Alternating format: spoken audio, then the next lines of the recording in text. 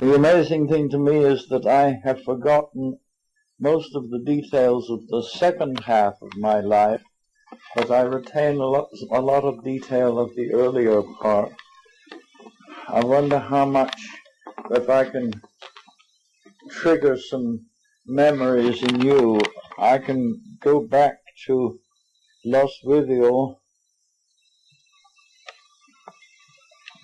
World War I was on when I started becoming conscious, I guess.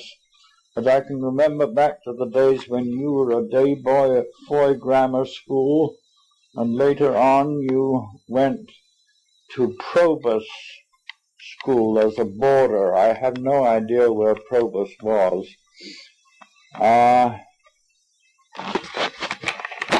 And I remember so well what Lostwithiel was like back in those days, and the people who lived there.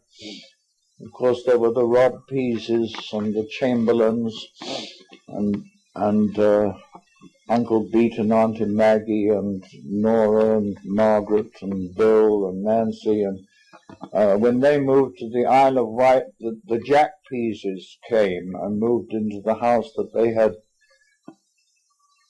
vacated. And then, of course, there was Uncle Will and Mabel across the river and up the hill.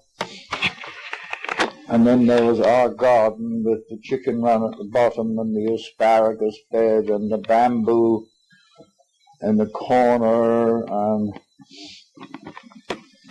the veranda. And then, of course, there was the Ford that Dad bought the year that I was born, 1912. And the registration number of the Model T Ford was AF771. And the Ford was looked after by Hancock. Do you remember Hancock?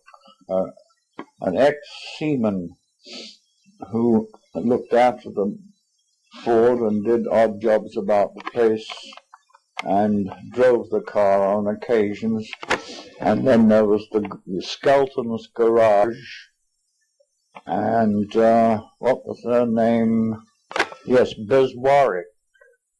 The Biswarwicks ran a sort of general store, as I recall, in 4th Street. And there was right opposite us, opposite Avery's house on Bodmin Hill, there was a row of little small terrace houses, and in the last one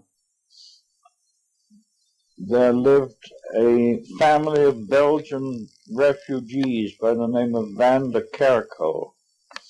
And I remember there was a battalion of Sherwood Foresters under canvas at the top of Old Bodmin Hill in training, and they didn't have a medical officer, so Dad was appointed temporary medical officer while they were there.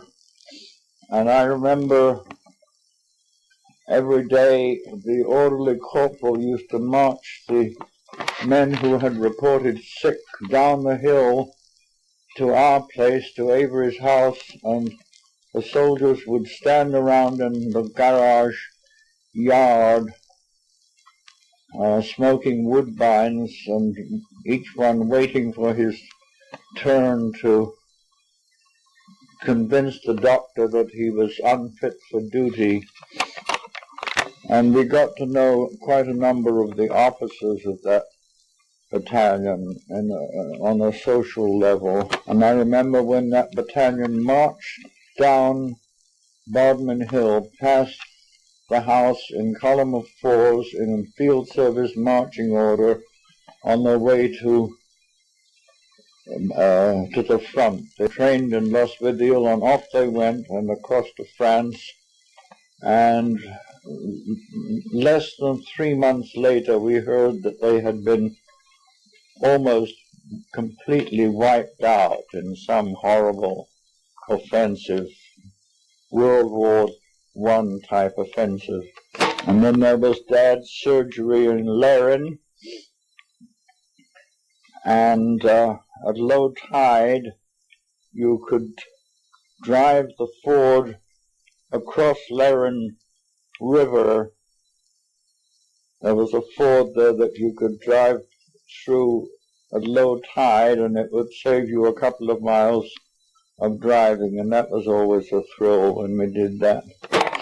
And once a week, Mother used to take the chickens for a walk around the block because she thought that they needed a change of scene.